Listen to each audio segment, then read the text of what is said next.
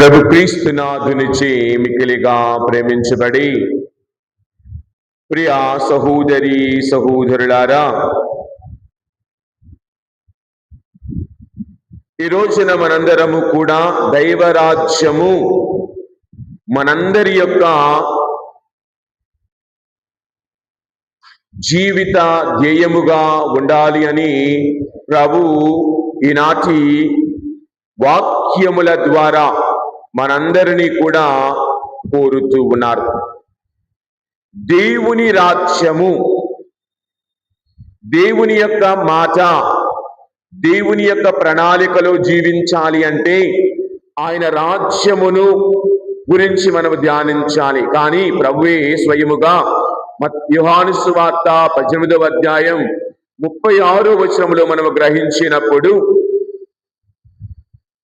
ఆయన అంటూ ఉన్నాడు, నా రాజ్యము ఈ లోక సంబంధమైనది కాదు.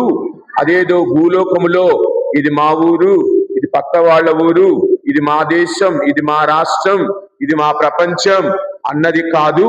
ఇదేదో ఒక ప్రాంతానికి, ఒక భాగానికి చెందినది కాదు. చదువుదాం వాక్యాన్ని ఒక్కసారి. నా రాజ్యము ఈ లోక సంబంధమైనది కాదు.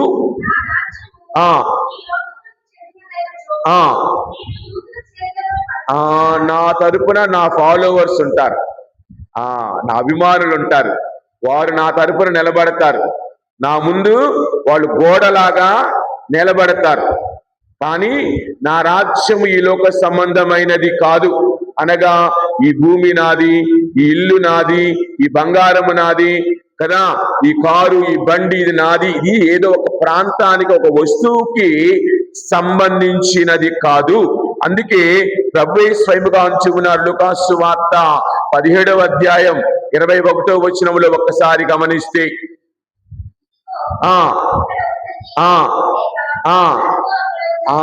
ఇక్కడ ఉన్నది, అక్కడ ఉన్నది చెబుతారు.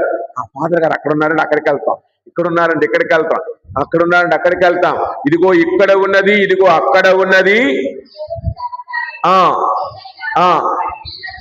అది మనలోని, మన మధ్యనే ఉన్నది.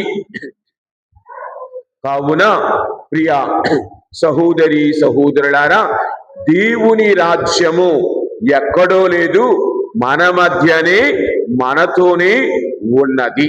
కావుననే ప్రియ సహోదరి సహోదరులారా, యేసు ప్రభు చెబుతూ ఉన్న దైవరాజ్యము ఏమిటి అనగానే పౌలు గారు రోమీలకు వ్రాసిన లేఖ 14వ అధ్యాయం 17వ వచనం ఒక్కసారి చూద్దాం. ఏలయనా దేవుని రాజ్యము అంటే తినుట త్రాగుట కాదు, పవిత్రాత్మ దేవుడు వసగు నీతి, శాంతి, సంతోషములే. దేవుని రాజ్యము అనగా దేవుడు ఇచ్చు ఆత్మ, దేవుని యొక్క దీవెన, నీతికరమైన జీవితం, శాంతి సమాధానాలు, శాంతి సంతోషాలు కలిగిన జీవితం. కావున ఈనాటి మొదటి పట్టణములో మనము గ్రహించినప్పుడు దేవుడు కలలో కనిపించి, మనకు కూడా చాలా కళ్ళు వస్తాయి. కానీ మాజీ రాష్ట్రపతి అబ్దుల్ కలాం గారు చెప్తూ ఉంటారు, కళలు కనండి, వాటిని కళలు కనాలి. ఏ కళలు? సాధించే కళలు. మనం అన్ని లలిత కళలే ఉంటాయి, కానీ మన కళలన్నీ శరీరక కళలే. ఈ శరీరంతో అనేకమైన కళలు పోషిస్తాం, ఈ శరీరంతో అనేకమైనవి చేస్తాం, సరైనది ఒకటి చెయ్యం. కావున ఇక్కడ దేవుడు కళలో సొలొమోను రాజుకు కనిపించి, నీకేమి కావాలి నాయనా? టీవీలో అడ్వర్టైజ్మెంట్ ఒకటి వచ్చింది క్యాడ్బరీస్ గురించి కదా, ఇంకా 2 లడ్డూలు కావాల నాయన, 3 లడ్డూలు కావాల నాయన అన్నట్టు క్యాడ్బరీస్ అడ్వర్టైజ్మెంట్ కదా. 1 కావాలా, 2 కావాలా లడ్డూలు అన్నట్టు కదా క్యాడ్బరీస్ అడ్వర్టైజ్మెంట్ వచ్చి. ఏం కావాలి? 2 కావాలా, 1 కావాలి. ఇక్కడ ప్రభు ఏమని అడుగుతూ ఉన్నాడు సొలొమోను రాజుతో, నీకు ఏమి కావాలి? ఉన్న ఫలంగా ప్రభు మన ముందు ప్రత్యక్షమై నీకేమి కావాలి అని అడిగితే మన దగ్గర సమాధానం ఏమిటి? మన సమాధానాలు చాలా ఉంటాయి. మాకు డబ్బులు కావాలి, మాకు మంచి ఇల్లు కావాలి, మంచి కారు కావాలి, మాకు అది కావాలి ఇది కావాలని ఆ ప్రభు దగ్గర లేనివి కూడా మనం అడుగుతాం. ఈ రోజున ఈ రాజు సొలొమోను రాజు దేవుడు ఏమని అడిగాడు? నీకు ఏమి కావాలి అని అడిగాడు. దానికి ఆయన ఏమని సమాధానం ఇస్తున్నాడు? అయ్యా, నా తండ్రి రాజ్యాన్ని నీవు నాకు ఇచ్చావు. గమనించండి, సొలొమోను ఎవరి కుమారుడు? దావీదు మరియు బెర్షెబల కుమారుడు. బెర్షెబ మొదటి భార్య ఏమీ కాదు. గమనించండి, ఈవిడ ఆల్రెడీ ఉరియా భార్య. బెర్షెబ ఉరియా భార్య, తనను పెళ్లి చేసుకున్నాడు. అయినా కానీ దేవుడు సొలొమోను రాజును రాజుగా అభిషేకించుటకు దేవుడు దావీదు రాజుకు అవకాశాన్ని ఇచ్చాడు. ఇప్పుడు తన తల మీద ఉన్నటువంటి ఈ భారాన్ని సొలొమోను రాజు ఎంత జ్ఞానముతో దేవుని అడుగుతున్నాడు ఒక్కసారి చూద్దాం. ఏమని చూడాడు? అయ్యా, నీవు నా తండ్రి రాజ్యాన్ని నాకు ఇచ్చావు. ఈ రాజ్యభారమును నేను మోయాలి అంటే నాకున్నటువంటి తెలివి, నాకున్నటువంటి జ్ఞానము సరిపోదు. ఎందుకంటే ఈ ప్రజలు లెక్కకు మిక్కుటముగా ఉన్నారు. వీరిని పరిపాలించాలి అంటే ఆషామాషి కాదు. కావున నాకేమి కావాలన్నాడు ఆయన? జ్ఞానమును దయచేయు. ఇవి ప్రజలను చక్కగా పరిపాలించుటకు వివేకమును ప్రసాదించు అని అడిగాడు. దేవుడేమంటున్నాడయ్యా, నీవు దీర్ఘాయుష్యుని కానీ మంచి ఆరోగ్యాన్ని కానీ శత్రువుల దగ్గర నుండి నీకు కావలసిన ముప్పు రాకుండా ఉండుట కానీ నీవు కోరలేదు. నీవు కోరినది ఒక్కటే, న్యాయముతో నా ప్రజలను పరిపాలించు జ్ఞానమును నీవు అడిగావు. కాబట్టి ఇక అన్నీ ఇస్తున్నా. మనం కూడా నీతిగా నిజాయితీగా దేవుణ్ణి మనకు ఏది కావాలో అది కోరితే మిగతావన్నీ కూడా మన దగ్గర ఉంటాయి. అందుకే అన్నాడు, దేవుని రాజ్యం ముందు దేవుని రాజ్యమును వెతుకుడు, మిగతావన్నీ కూడా మీకు అనుగ్రహించబడతాయి. నీవు దేవుని కోరుకో, మిగతావన్నీ దేవునితో పాటు వస్తాయి. అందుకే ఒకసారి చిన్న ఉపమానం లాంటిది ఒక రాజు, ఒకసారి చెప్పి ఉంటాను మీకు ఆల్రెడీ ఒకసారి 2 సార్లు. ఒక రాజు చాటింపు వేయించాడు. ఇదిగో జనాలకి చెప్పాడు, మీరందరూ రండి నా యొక్క రాజభవనం దగ్గరికి, మీకేమేమి కావాలో అక్కడ ఉంచుతాను. డబ్బులు కావాలన్న వాళ్ళు డబ్బులు తీసుకెళ్ళొచ్చు, పొలాలు కావాలన్న వాళ్ళు పొలాల పత్రాలు తీసుకువెళ్ళొచ్చు, ఏది కావాలంటే అది తీసుకువెళ్ళొచ్చు అన్నప్పుడు అందరూ వస్తూ ఉన్నారు. అందరూ వస్తూ ఉన్నారు, వచ్చారు, లైన్లో వస్తూ ఉన్నారు. అక్కడ ఉన్నటువంటి వస్తువులలో వాళ్ళకు నచ్చినవి తీసుకొని వెళుతూ ఉన్నారు. అదే కదా మనం పిల్లలకి అక్కడ అన్ని అన్నప్రాసన సమయంలో అన్నీ పెడతాం. వాళ్ళకి ఏం తెలియదు, ఏం పట్టుకుంటాడు. అలాగనే జనాలు కూడా ఏం కావాలని తీసుకొని వెళుతూ ఉన్నారు. వెళుతూ ఉన్నారు. జనాలు వస్తూ ఉన్నారు, పోతూ ఉన్నారు. చివరిలో ఇంకా అయిపోతూ ఉన్నాడు. ఒక ముసలాయన, అనుభవం ఉన్న ఆయన ఒక ఆయన వచ్చాడు. వచ్చి ఆ వస్తువులు ఏటిని కూడా ముట్టుకోకుండా రాజు దగ్గరికి వెళ్ళి రాజును తీసుకుని వెళ్ళిపోతూ ఉన్నాడు. రాజును తీసుకుని వెళ్ళిపోతూ ఉన్నాడు. అక్కడ ఉన్న వారందరూ ఆశ్చర్యపోయారు. ఏంటి వస్తువులు తీసుకోవట్లేదు, రాజుగారిని తీసుకువెళుతున్నాడు అని ఆపి, ఏమయ్యా రాజుగారిని ఎలా తీసుకెళ్తావంటే ఆయన ఏదైనా తీసుకెళ్ళమన్నాడు కదా, ఆ రాజే నా దగ్గరుంటే ఇవన్నీ నాయే కదా,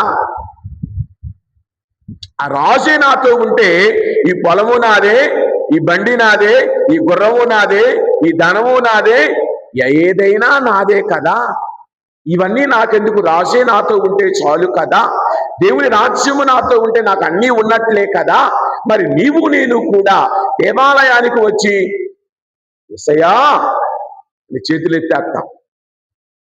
ఐఎమ్ సరెండర్ అంటాం. సరెండర్ అవో, అది కావాలి ఇది కావాలంటాం. కానీ నువ్వే నాతో ఉండయ్యా అనేవాళ్ళ చాలా తక్కువ.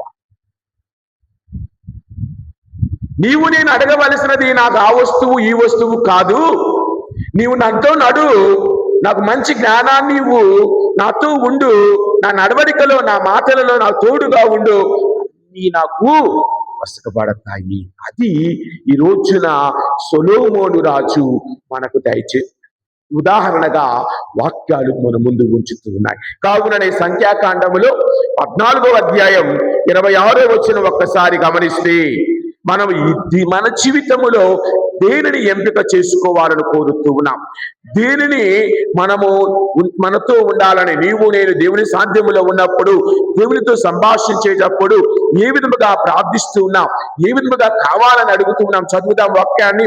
యావే మోషేతో యావే ప్రభువు మోషే అహరోనులతో ఇట్లా నేను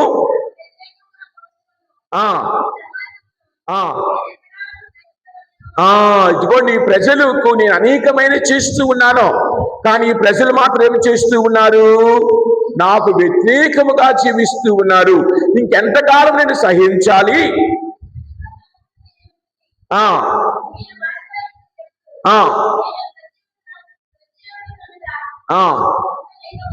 ఎంత నిక్కమో అంతే నిక్కముగా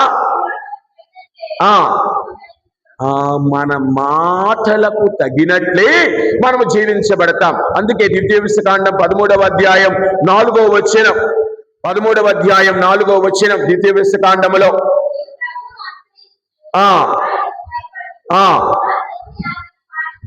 మీరు ప్రభువుని ఆశ్రయించచ్చు, ఆయనకు భయపడుచు, ఆయన ఆజ్ఞలకు ఆయన మాటలకు విధేయులై కండు ఆయనను పూజించుచు నమ్ముకొని బ్రతుకుడు. అదే కదా సొలొమోను రాజు ఈ రోజున చేసింది. ప్రభువుని నమ్ముకున్నాడు, ప్రభువు మీద ఆధారపడ్డాడు, కావునని ఆయన జీవించాడు. ఈ రోజున నీవు నేను కూడా దేవుని రాజ్యములో జీవించాలి అంటే, దేవునితో జీవించాలి అంటే ఆయనకు దగ్గరగా ఆయన మాటకు విధేయులై ఉండాలి. అదే కదా ఇర్మియా గ్రంథం అంటూ ఉంటాం మనం కూడా, మనం చిన్నవాళ్ళం, మాకు జ్ఞానము లేదు, ఏమీ లేదు అని దేవుడు ఏమంటూ ఉన్నారు 6వ వచనంలో 7వ వచనంలో ఇర్మియా గ్రంథం 1వ అధ్యాయం 6-7 వచనాలు ఒక్కసారి గమనిస్తే, నేను యావే ప్రభువును నేను అంటూ ఉన్నాను యావే ప్రభువుతో, ప్రభు నేను ఎట్లు మాట్లాడవలెనో నాకు తెలియదు, నేను బాలుడను,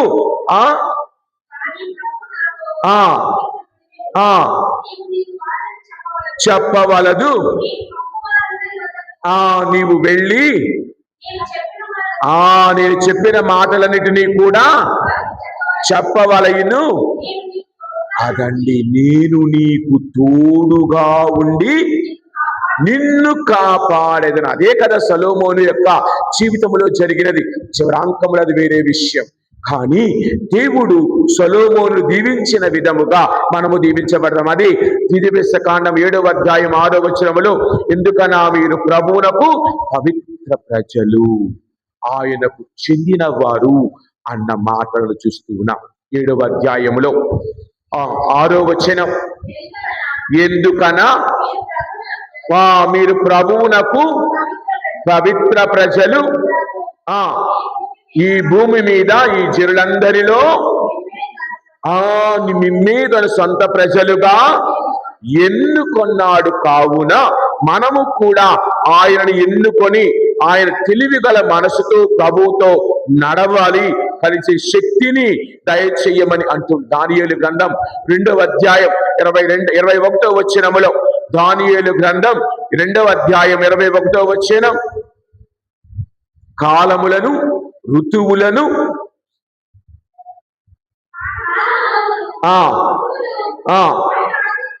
ఆయన ఆధీనమున ఉండును, పూలద్రోయును, నరులకు జ్ఞానమును, అదండి వివేకమును దయచేయనది దేవుడే కాని మరి ఏదీ కాదు.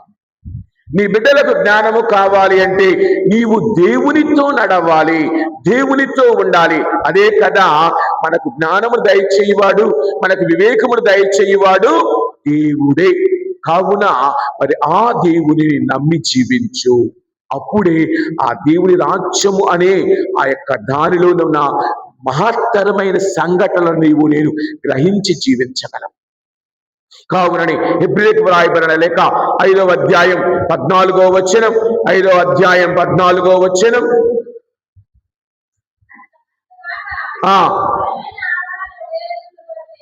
అమ్మా బలమైన ఆహారము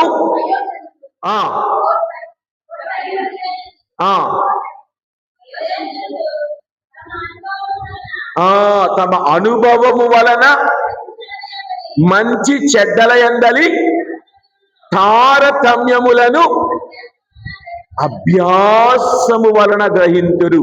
అభ్యాసము కూసు విద్య.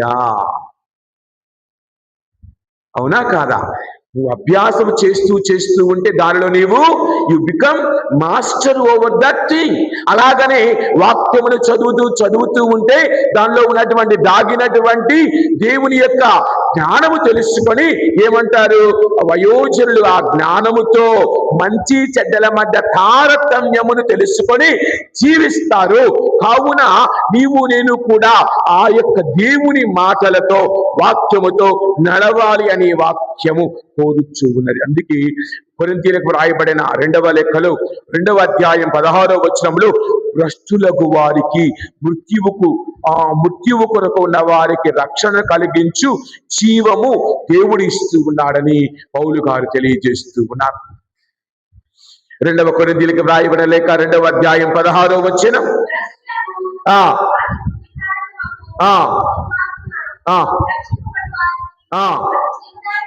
అది జీవదాయకమగు సువాసన కనుక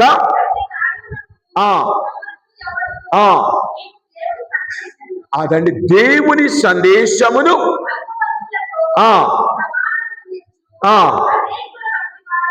కాదు. ఎందుకు? దేవుడితో మనతో ఉన్నాడు, ఇతరులతో మనం పోల్చుకోవటము కాదు అని ఆయన పలుకుతూ ఉన్నారు. కావునని అందుకే యాకోబు గారు అంటూ ఉన్నారు, వివేకము లేని వారు వివేకమును దేవుని అడగాలి. 5వ అధ్యాయం 1వ అధ్యాయం 5వ వచనంలో యాకోబు రాసిన లేఖ 1వ అధ్యాయం 5వ వచనంలో ఒక్కసారి చూద్దాం. మీలో ఎవరికైనాను వివేకము కొరతగా ఉన్నచో అతడు దేవునిని అడుగవలెను, ఆయన దాన్ని ప్రసాదించెను, గద్దింపక అదండి అనుగ్రహించును కదా. తర్వాత 6వ వచనం, అదండి నమ్మకముతో అడగాలి. అంతేకాని అలా కాదు, నమ్మకముతో అడగాలి. దేవుడు వారి అందరికీ అది దయచేస్తాడు. కావున మనకు తర్వాత మనం అడిగినది మనం ఎందుకు పొందలేకపోతూ ఉన్నామంటే యాకోబు గారు మళ్ళీ చెప్తూ ఉన్నారు 4వ అధ్యాయం 3వ వచనంలో. యాకోబు గారు చెప్తూ ఉన్నారు 4వ అధ్యాయం 3వ వచనంలో, మీరు అడుగునవి దురుద్దేశములగుటచే. అందుకే అక్కడ ఒక ఉదాహరణ ఉండిద్దమ్మా. చదువుకుంటూ వెళితే సమయం లేదు. ఒక తల్లి ఒక కూతురు ఇద్దరు ప్రార్థిస్తున్నారట. కూతురు ఏమని ప్రార్థిస్తుంది? ప్రభువా, నేను ప్రేమించిన వాడితో నా పెళ్లి జరగాలి. తల్లి ఏమని ప్రార్థిస్తుంది? మా అమ్మాయి ప్రేమించిన వాడితో పెళ్లి జరగకూడదయ్యా, మేము చూసిన వాడితోనే మా అమ్మాయి పెళ్లి జరగాలి అని ఈ తల్లి ప్రార్థిస్తుంది. ఇప్పుడు ఈ రెండింటిలో దేవుడు ఎవరి మొర వింటాడు?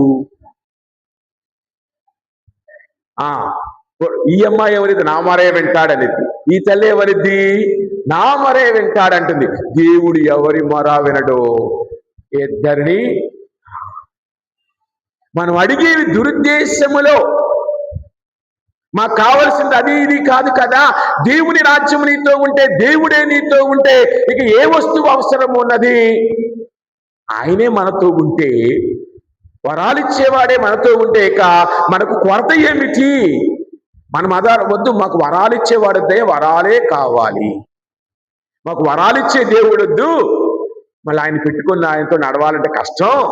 ఏ సమయం ఏది అడుగుతాం అది ఇస్తే మాకు చాలు కావున మనందరము కూడా ఒకసారి అనగానే ఆ కూర బాగుందని ఆ టైంలో అంటాం. మళ్ళీ సాయంత్రం అదే కూర పెడితే ఇదేనా అంటాం, కానీ ఇదే కదా అని అన్నాం. ఫ్రెష్, ఎప్పుడు చూసినా ఫ్రెష్. అరే బాబు చిక్కువ పర్లేదు లేరా, పోతే కదా అడ్జస్ట్ అవ్వాలి. అలాగా ఉదయం అదే పెట్టావు, మళ్ళీ ఇప్పుడు అదే పెడుతున్నావు. కావున ఒక పూట తినే అన్నానికే మనకు అంత ఎగిటేస్తే మరి దేవుడు నీవు అనేకమైన సార్లు పదే పదే అడుగుతుంటే ఆయన ఎంతగా ఫీల్ అవుతాడు. ఆయనకి ఫీలింగ్స్ ఉంటాయి కదా. ఫీలింగ్స్ వస్తున్నాయి ఒక పాట ఏదో ఉండిద్ది కదా. దేవుడికి ఫీలింగ్స్ ఉంటాయి. దేవుడు మనలాంటి వాడే కదా. మనలాగా ఏడ్చాడు యేసయ్య, మనలాగా బాధపడ్డాడు యేసయ్య, మనలాగా ఆయనకు కూడా ఇవి వచ్చిన ఏమిటి శోధనలు వచ్చాయి, జయించాడు. లాజరు మరణించగా కన్నీరు కార్చిన దేవుడు. మరి నీవు సంతోషపడితే నీ సంతోషంలో సంతోషంగా ఉంటాడు, నీ బాధలో నీ కష్టంలో ఆయన నీకు తోడుగా ఉంటాడు.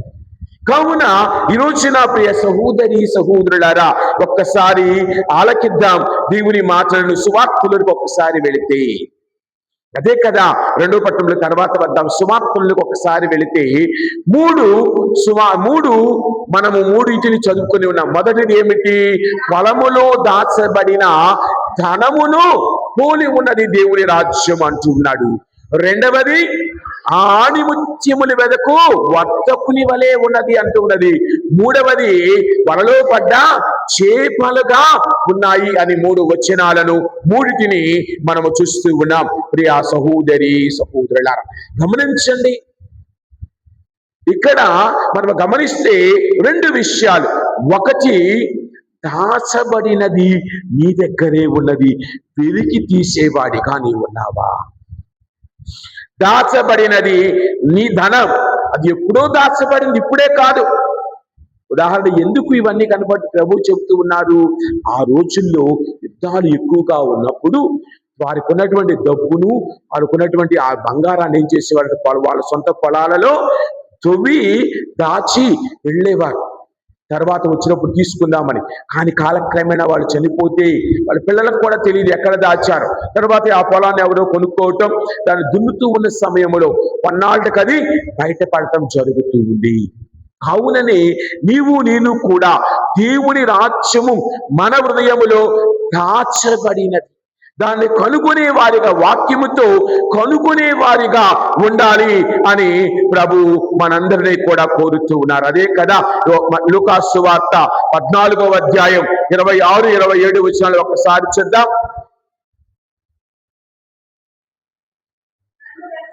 నన్ను వెంబడింపగోరువాడు తన తల్లిదండ్రులను, భార్యను, బిడ్డలను, అన్నదమ్ములను, అక్క చెల్లెలను,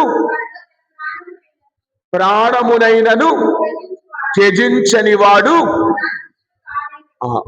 33వ వచనం, కనుక తన సమస్తమును త్యజించననే తప్ప. చూడండి, ఈ రోజున మొదటి రెండిటిలో కూడా, మొదటి 2 ఉపమానాలలో కూడా ఏమని చెబుతూ ఉన్నాడు? ఈ దాచబడిన ధనాన్ని తెలుసుకున్న వ్యక్తి ఏం చేశాడట? దాన్ని అక్కడే ఉంచి వెళ్ళి తనకు ఉన్నదంతయు, తన సమస్తమును అమ్మి వచ్చి ఏం చేశాడట? ఈ పొలాన్ని కొనుక్కున్నాడు. రెండవది, ఆణిముత్యములను వెదకు. వర్తకుడు ఏం చేశాడట? మంచి ముత్యముకై వెతుకుతూ ఉండగా అది దొరికినప్పుడు తను వెళ్ళి తనకున్న సమస్తమును కూడా అమ్మి ఆ మంచి వెలగల ముత్యమును కొనుక్కున్నాడు. మరి ఈ రోజున నీలో ఉన్నటువంటి గర్వం, సమస్తమును వదలటం అంటే అర్థం ఏమిటి? ఇక్కడ నీ ఇల్లు, నీ వాకిలి, నీ బంగారాన్ని వదలమని కాదు. ఈ మనస్సులో ఉన్నటువంటి చెడును వదిలి ఈ ముత్యాన్ని కొనుక్కో.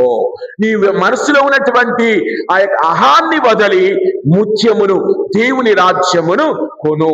అంతేకాని మనం గమనించినప్పుడు ప్రియ సహోదరి సహోదరులారా, మనం గమనిస్తే మన దగ్గర ఉన్న విలువైనవి అనుకుంటాం, గర్వం విలువైనది అనుకుంటూ ఉంటాం, ఒక్కొక్కసారి క్షమించే తత్వం కూడా అది విలువైనది అనుకుంటూ ఉంటాం, పాప జీవితం విలువైనది అనుకుంటూ ఉంటాం, అహంకారం విలువైనది, అసూయ విలువైనది, లేక కక్షలు విలువైనవి అనుకుంటూ ఉంటాం కదా. ఈ రోజుల్లో ఏది విలువైనదో గ్రహించే మనసు నీకు నాకు దేవుడిస్తూ ఉన్నాడు. వారిద్దరు ఏం చేశారు? వారికి ఉన్నదంతయు అమ్మి ఆనందముతో, అక్కడ వాక్యం ఉంటుంది గమనించండి, ఆనందముతో, అదండి సంతోషముతో వెళ్ళి దాన్ని కొనుక్కున్నాడట. మరి నీవు సంతోషంతో దేవుని దగ్గరకు వస్తున్నావా? బాధపడిన మనసుతో దేవుని దగ్గరకు వస్తూ ఉన్నావా? గమనించండి, మనలో ఉన్న కక్ష అనే దాన్ని వదిలివేయాలి, పాపపు ఆలోచన దాన్ని వదిలివేయాలి, స్వార్థం ఇవన్నిటినీ కూడా వదిలివేసి ఆనందముతో దేవుడి ఇచ్చేటటువంటి ఆ యొక్క దీవెనకు నీవు పాత్రుడు కావాలి. కావున ప్రియ సహోదరి సహోదరులారా, ఈ సమయంలో గమనించినప్పుడు మనము గమనిస్తే మనము దీనికి ప్రాధాన్యత ఇస్తూ ఉన్నాం. కొరింథీయులకు రాసిన మొదటి లేఖలో 5వ అధ్యాయం 1-2 వచనాలు ఒకసారి చూద్దాం.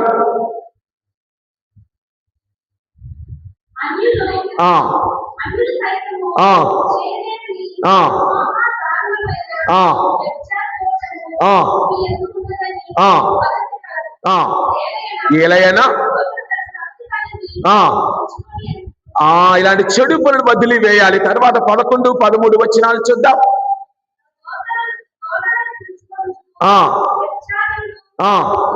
5వ అధ్యాయం మొదటి కొరింథీయులకు వ్రాసిన లేఖ 5వ అధ్యాయం 11-13 ఇవన్నీ కూడా చెడు పనులను మనము వదిలివేయాలి, చెడు ఆలోచనలు వదిలివేయాలి, చెడు తలంపులను వదిలివేయాలి. అందుకే తిమోతికి వ్రాయబడిన లేఖ 2వ తిమోతికి వ్రాయబడిన లేఖ 3వ అధ్యాయం 1-5 వచనాలు ఒకసారి చూద్దాం. సోదరులారా, 3వ అధ్యాయమైనా 1వ వచనమైనా, అంత్య దినములలో మా కష్ట సమయములు వచ్చినను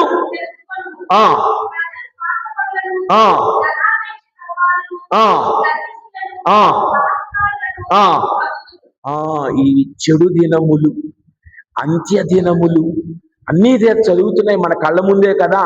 వాడిని దోచుకోవాలి, వీడిని దోచుకోవాలి, వాడి దగ్గర నుంచి ఇది తెచ్చుకోవాలి, వీడి దగ్గర నుంచి నాదేమో ఇటుకి రాయి, పక్క వాడిదేమో పడికి బెల్లం, వాడిది కరిగిపోవాలి, నాదేమో అలాగనే ఉండాలి కదా. ఇద్దరు ఉద్యోగాలు చేస్తారు, నా జీతం కదలకూడదు, నీ జీతం అంతా అయిపోవాలి. కొనిచ్చేది ఆయన, అమ్మాయి అవసరం ఉందంటే ఇది నాది, నీకెందుకు ఇవ్వాలి, ఇది నాది, ఇది నీకెందుకు ఇవ్వాలి కదా. వాళ్ళ అమ్మా నాన్న ఒక మంచి గొలుసో ఏదో నక్లీస్ చేస్తారు ఆడపిల్లలకి, కొద్ది బంగారం. ఇంట్లో ఏదో అవసరం వచ్చింది, ఫంక్షన్, అమ్మాయి బ్యాంకులో పెట్టి కొంచెం తీసుకొస్తాం, ఒక 2 నెలల్లో విడిపిస్తాం, ఇది నా నెక్లెస్, నీకెందుకు ఇవ్వాలి, ఎవరిచ్చాడు ఈ నెక్లెస్ నీకు? మీ అమ్మ మీ నాన్న ఇచ్చినప్పుడు మీ అమ్మ మీ నాన్నకు నువ్వు ఇవ్వాలి వద్ద అవసరాల్లో, ఎందుకు ఇవ్వాలి, నాకు ఇచ్చాడు. అక్కడ మళ్ళీ గమనించండి ఎంత స్వార్థం. మనం అమ్మాయి ఫీజు కట్టడానికి, ఫీజుకి డబ్బుల్లో ఈ రోజుల్లో పుస్తకాలకి 10,000 అవుతున్నాయి. ఇంకా ఫీజుల గురించి ఇంకేం మాట్లాడకూడదు. అది పోయిన వారం చెప్పాను కదా, పోయిన వారం ఏం చెప్పాం, మన దగ్గర డబ్బులు లేవు కానీ చదువు ఉంది. ఇక్కడ ఉన్న పెద్దవాళ్ళందరూ మనం రూపాయి ఖర్చు పెట్టుకుని చదువుకున్నాం. ఇక్కడ కూర్చున్న పిల్లలందరం లక్షలు ఖర్చు పెట్టి చదివిస్తున్నాం. మనమేమో రూపాయి ఖర్చు లేకుండా చక్కగా చదువుకుని ఉద్యోగాలు చేస్తా ఉంటే, వీడికి చదువుకోవడానికి లక్షల కోట్లు ఖర్చు పెట్టాలి. ఇంటర్మీడియట్ దగ్గర పర్వాలా, వాడి ఎంబీబీఎస్కో ఇంజనీరింగ్కో వెళితే, అది మంచి బెస్ట్ కాలేజీకి వెళితే ఏదో అప్పు చేసి చదివించినా వీడు చదువుతాడా అంటే వీడు అక్కడ జులాయి ఫ్రెండ్ని పట్టుకుంటాడు, 10th ఇంటర్ దాకా బాగా చదువుతాడు. ఎందుకు? అమ్మా నాన్న ఆధ్వర్యంలో ఉన్నాడు, కొద్దిగా కష్టపడ్డాడు, భయం ఉంది. హాస్టల్కి వెళ్ళగానే మళ్ళీ అడిగేవాళ్ళు లేడు. బ్యాక్లాగుల బరువు వెనక ఎంత ఉండిద్ది, బ్యాక్లాగుల బ్యాగు ఇంతుండిద్ది వెనక. పోయిన వారం చెప్పాను అనుకుంటా, నేను పాలిటెక్నికల్ చేసేటప్పుడు 2009 నుండి 12 దాకా గురువైన తర్వాత చేస్తాను. నేనేదో మీలాగా 10th అవగానే చేయలా. గురువయ్యి అన్ని అయిన తర్వాత పాలిటెక్నికల్కి ముందు మళ్ళీ చెన్నై వెళ్ళి ఐటీఐకి సంబంధించిన వేరే కోర్సులు చేసి పాలిటెక్నికల్కి వెళ్ళాను. పాలిటెక్నికల్ 60 మంది ఉంటారు క్లాస్కి. వాళ్ళందరూ కూడా 550 మార్కులే. నాదంటే జస్ట్ 275 నా 10th మార్కులు. 275 టోటల్ మనం ఆర్డినరీ 3rd క్లాస్ క్యాండిడేట్స్. వాళ్ళకి 530, 550 అన్నీ పాస్ అయి బయటకు వచ్చింది 14 మందిని. 60 మందిలో 3 years సబ్జెక్టులు అన్నీ పూర్తి చేసుకొని బయటకు వచ్చింది 14 మందిని. ఏంటి వీళ్ళు ఇంటి దగ్గర నుంచి వచ్చారు, రూములు తీసుకున్నారు, ఎంజాయ్. ఇప్పుడు ఎంజాయ్ చేస్తావు, రేపు నీకు బుషిబండి వచ్చిన తర్వాత, నీకు పెళ్ళాం వచ్చిన తర్వాత ఆ పెళ్ళాన్ని పోషించాలంటే ఈ ఎంజాయ్మెంట్లు పనికిరావు. అప్పుడు ఒళ్ళు వంగదు. ఇప్పుడున్నటువంటి జల్సాల రాయిళ్ళు రేపు పెళ్లిళ్ళు చేతి అమ్మాయిలను నాశనం చేస్తున్నారు. అలాంటి వాళ్ళు పెళ్లిళ్ళు అవసరం లేదు. ఆడపిల్ల గొంతు కొయ్యటం ఎందుకు? నీ కొడుకును కూతుని చక్కగా పెంచలేనప్పుడు అలాంటి వాళ్ళకి పెళ్లిళ్ళు చేయకుండా నీ దగ్గరే ఉంచుకో. అవతల వ్యక్తి గొంతులు కోసి ఇప్పుడు ఒక ఫ్యాషన్ అయిపోయింది, పెళ్లి చేసుకోవటం, 2 సంవత్సరాలు విడాకులు ఆడటం, భరణం తీసుకోవటం, ఇంకొక పెళ్లి చేసుకోవటం ఫ్యాషన్ అయిపోయింది లేడీస్ లో కూడా. ఇది మంచిది కాదు. ఈ రోజున నీవు నేను దేవుని బిడ్డవైతే, జ్ఞానము కలిగిన వాడివైతే, మంచి నడవడిక కలిగిన వాడివైతే ఏ విధముగా జీవించాలో దేవుని రాజ్యము నీకు నాకు తెలియజేస్తూ ఉన్నది. ఇదిగో సొలొమోను రాజులాగా విజ్ఞానమును కోరుకొని దేవునితో నడువు, దేవుని రాజ్యముతో నడువు. అదే కదా 2వ కొరింథీయులకు తిమోతికి రాసిన లేఖ 4వ అధ్యాయం 3-4 వచనాలు ఒక్కసారి చూద్దాం. సమయము వచ్చును. దురద చెవులు కలవారు అర్థమేంటో తెలుసమ్మా? అన్ని మాటలు మనకే కావాలి. దురద చెవులంటే పక్కన ఏం జరుగుతున్నా నాకు ముందు తెలియాలి. వాడు తిట్టుకున్నా కొట్టుకున్నా ఏం చేసినా ముందు నాకే తెలియాలి. అన్ని విషయాలు నాకే, నీ కుటుంబ విషయాలు తప్ప అన్ని విషయాలు నాకే తెలియాలి ప్రపంచంలో. ఈ సంఘం ఉందనుకో, ఉదాహరణకు మన హాస్యం సంఘం, ఈ గుళ్ళో ఏం జరుగుతుందో ముందు నాకే తెలియాలి, స్వాములూరి కంటే ముందు. ఎవడు ఎంత ఇచ్చాడో నాకే తెలియాలి. ఈయనకి ఎందుకు, నీకు ఇచ్చి మెదలకుండా ఉండొచ్చు కదా. ప్రభేమంటున్నాడు, ఈ చేతితో ఇచ్చినది ఈ చేతి తెలియకూడదు. లేదండి, ప్రపంచం అంతా నాకే తెలియాలి. అలాంటి క్యారెక్టర్లు ప్రతి విచారంలో ఉంటారమ్మా. ఫాదర్ గారి కంటే నేనే గొప్ప అనుకునే వాళ్ళు కూడా ఉన్నారు. కావున ఈ రోజున ఏమంటూ ఉన్నారు ప్రజలు? సత్య బోధన వినని రోజులు వచ్చును, దురద చెవులు కలవారై తమకు నచ్చినట్లు. అది మంచిగా బోధించే గుడికి మనం వెళ్ళాం. నిన్న మొన్న వచ్చిన గుళ్ళు ఉంటాయి. 6 నెలలు ఆయన పాస్టర్ అయ్యి వచ్చేస్తాడు. 4 వాక్యాలు పోటీ కంఠస్థా చేస్తాడు. 10 వాక్యాలు లేక బైబిల్లో 20-30 వాక్యాలు. బైబిల్ మూసేసి, కళ్ళు మూసేసి, దేవుడు ఈ వాక్యాన్ని నా నోటి ద్వారా బోధిస్తూ ఉన్నాడు, నేనే ఇక్కడ రాసుకొని వస్తా. వారి దగ్గరికి పరిగెత్తుకొని వెళ్తాం. ఈ ఫాదర్ గారు 12 సంవత్సరాలు కష్టపడి అన్నీ వదిలేసి కదా 10వ తరగతి తర్వాత ట్రైనింగ్కి వెళ్ళి 25 సంవత్సరాలు అంటే 15వ సంవత్సరంలో 15వ సంవత్సరంలో 10th అయిపోతే 28వ సంవత్సరంలో గురువు అవుతాడు. అంటే 13, 14 సంవత్సరాలు ట్రైనింగ్ అయ్యితే ఈయన దగ్గర వాక్యం లేదయ్యా. ఇదిగో 6 నెలల క్రితం సౌలు పాస్టర్ అయ్యాడు. అసలు ఏం చెబుతాడండి? బైబుల్ని తిరగేస్తాడు, అలాస్తాడు, ఇలాగేస్తాడంట. అలాంటి వాళ్ళ దగ్గరికి వెళ్తాం కాదు. ఇదిగో అందుకే దురచెవులు వాళ్ళమైపోతూ ఉన్నాం. ఫాదర్ గారు ఒక మాట అంటే చాలు, వచ్చే వారం మేము గుడికి రాం. ఫాదర్ గారు ఒక మాట అంటే చాలు, వచ్చే వారికి మేము పాటలు పాడం. ఫాదర్ గారు ఒక మాట అంటే చాలు, గుడి మేము తొడం. ఫాదర్ గారు ఒక మాట అంటే చాలు, ఒత్తాసుకు మేము రాం. ఏమనకూడదు, ఎవరిని ఏమనకూడదు. నువ్వు చేసింది మంచిరా అని పొగుడుకుంటూ వెళ్ళాలి. కావున ప్రియ సహోదరి సహోదరులారా, మనం గమనిస్తే పేతురు గారు రాసిన 2వ లెక్కలో 2వ అధ్యాయం 1-2 వచనాలు ఒకసారి చూద్దాం. పేతురు గారు రాసిన 2వ లెక్క 2వ అధ్యాయం 1-2 వచనములు. అమ్మా అసత్య ప్రవక్తలు గోచరించిరి, అట్లే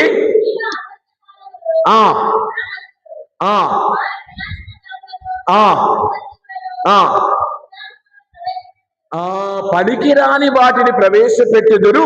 కావున మీరు జాగ్రత్తగా ఉండాలని పేతురు గారు మనకు తెలియజేస్తూ చివరికి వచ్చినట్లయితే ఈ రోజున ప్రియ సహోదరి సహోదరులారా, 3వ ఉపమానం ఏమిటి? నా చేపలు పట్టిన నిండిన వలను పోలి ఉన్నది. ఆ వలలో అనేక రకాలైనటువంటి చేపలు ఉన్నాయి.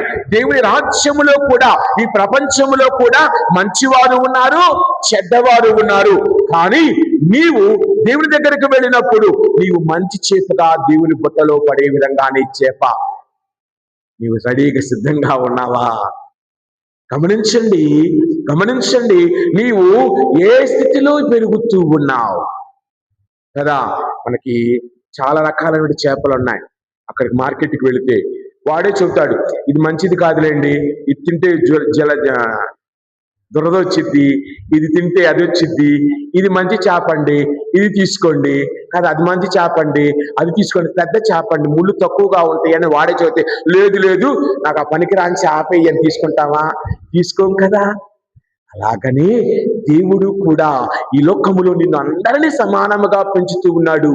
పెంచే సమయంలో నీవు చివరి దశలో దేవుని దగ్గరికి వెళ్ళేటప్పుడు కంచంలోనికి వెళ్ళేది మంచి చేప మొక్కే, కానీ దేవుని పళ్ళెములో, దేవుని రాజ్యములో పడే విధముగా నీ జీవితము ఉన్నదా? నీ ఆలోచన ఉన్నదా? నీ నడవడిక ఉన్నదా? నీవు జీవించే విధానం, నేను జీవించే విధానం ఉన్నదా? కావున ప్రియ సహోదరి సహోదరుల, బైబిల్ గ్రంథంలో 4 వ్యక్తులను చూద్దాం. ఎవరైతే చెడు స్థితి నుండి మంచి స్థితికి మారారో తమ జీవితంలో. అదే కదా మన యోహాను సువార్త 12వ అధ్యాయములో ఒక స్త్రీని చూస్తూ ఉంటాం. లాజరు సహోదరి మరియమ్మ ఉందమ్మా. అక్కడ 12వ అధ్యాయంలో ఉన్నదా? 12వ అధ్యాయం 1వ వచనములో బెతానియాలో అభిషేకముల గురించి అక్కడ మనము చదువుతూ ఉన్నాం. మనం 3వ వచనం దగ్గరకు వచ్చినప్పుడు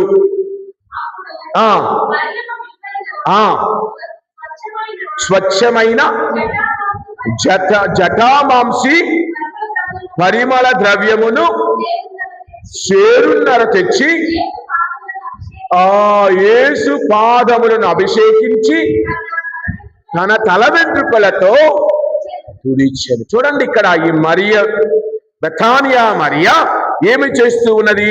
యేసు ప్రభువుని అభిషేకిస్తూ ఉన్న తన జీవితము ద్వారా మనము కూడా మన జీవితములో ఎవరిని అభిషేకించాలనుకుంటున్నాం, ఎవరిని నీవు తాకాలనుకుంటూ ఉన్నాం గమనించినప్పుడు ప్రియ సహోదరి సహోదరులారా, మనము గమనిస్తే పౌలు గారి జీవితములో ఫిలిప్పీలకు వ్రాయబడిన లేఖ 3వ అధ్యాయం 7-8 వచనములలో ఫిలిప్పీలకు వ్రాయబడిన లేఖ పౌలు గారు ఏమంటూ ఉన్నారు? క్రీస్తు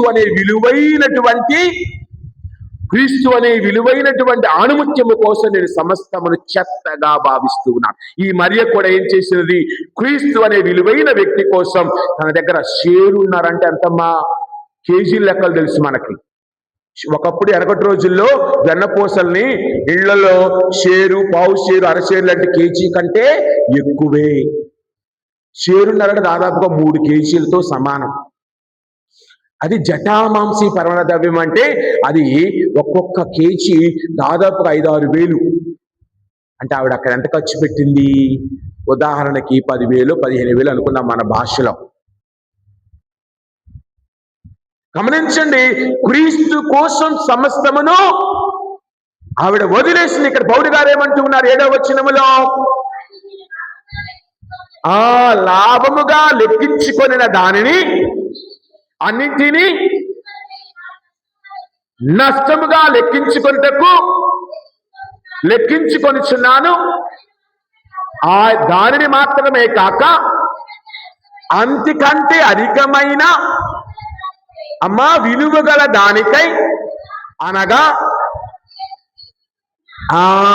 నా ప్రభువు యేసుక్రీస్తు గురించిన జ్ఞానమునకై నేను సమస్తమును పూర్తి నష్టముగానే, దాన్ని వేరే పాత బైబిల్ చెత్తగా, ఆయన వాడిన కొత్త బైబిల్ లేదు, కొద్దిగా సొబుక్సైన పదం వాడారు అక్కడ, కొద్దిగా క్లాసికల్ పదం వాడారు.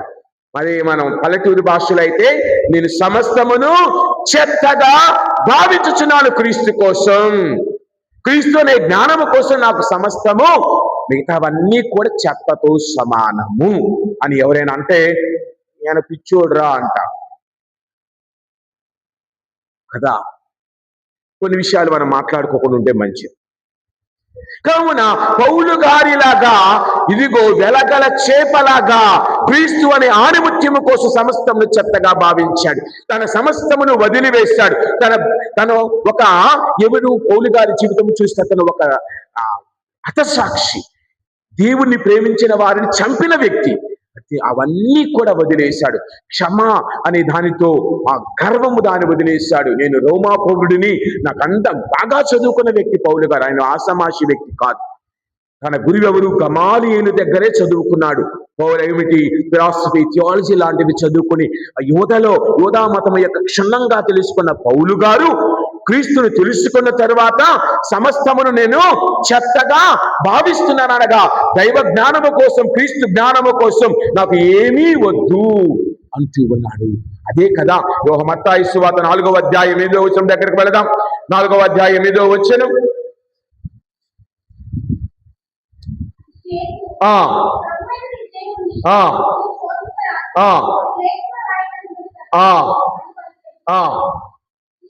ఆగమ్మ ఒక్కసారి.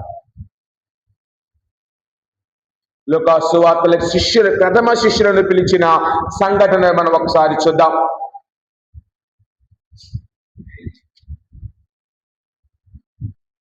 ఐదవ అధ్యాయం.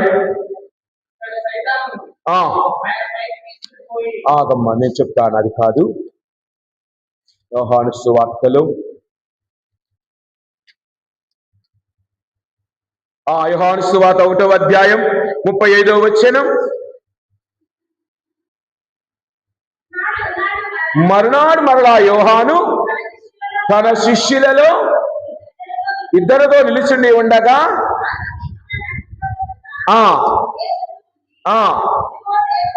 దేవుని గొర్రె పిల్ల అనేను. అది విని ఆ ఇద్దరు శిష్యులు యేసును వెంబడించిరి. మార్కు సువార్త 1వ అధ్యాయం 16వ వచనం.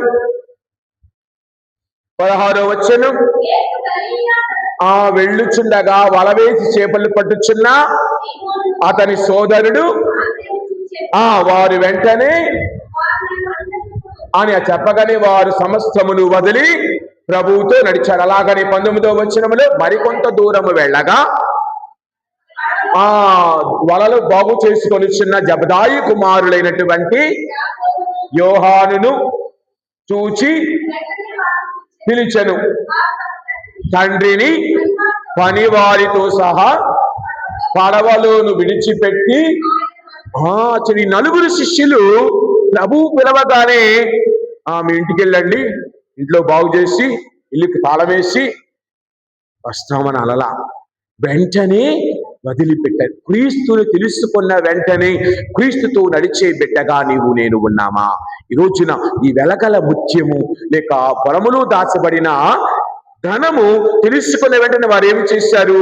సమస్తమును వదిలివేసి దానికోసం ప్రాకులాడారు. మరి ఈ బిడ్డలు కూడా కావున పౌలు గారిలాగా, మరి మరియమ్మలాగా, బెతానియా వాసి మరియమ్మలాగా, మనం విన్నటువంటి నలుగురు శిష్యులు మాదిరిగా మరి నీవు నేను కూడా క్రీస్తు కోసం సమస్తమును త్యజించి నడిచే వారిగా ఉన్నామా లేదా అన్నది ఈ రోజున మనం గమనించాలి. కావున ప్రియ సహోదరి సహోదరులారా, ఒకసారి నీవు నేను కూడా క్రీస్తు రాజ్యాన్ని వెతుకుతూ ఉన్నప్పుడు మనకు ఎదురయ్యే ప్రతి దానిలో కూడా దేవునితో నడవగలిగినప్పుడు దేవుడు మనతో ఉంటాడు, మనందరినీ ఆశీర్వదిస్తారు. విన్నటువంటి వాక్యములను బట్టి సొలొమోను రాజులాగా దేవుని జ్ఞానమునకై ప్రాకులాడుతూ అదే దేవుని రాజ్యము, ఆ దేవుని రాజ్యములో ఉన్నటువంటి వెలగల ముత్యము లేక ఆ యొక్క పొలములో దాచబడిన ధనములాగా మన జీవితాలు ప్రభు దగ్గరకు వచ్చినప్పుడు ఆ వెలికి తీసి ప్రభువుతో నడిచే జ్ఞానమును మనకు దయచేయమని ఈ దివ్యబలిలో అందరం ప్రార్థన చేసుకుందాం. కావున దేవుడు మనందరిని దీవించాలని ఈ దివ్యబలిలో ఆ ప్రభువుని అడుగుదాం.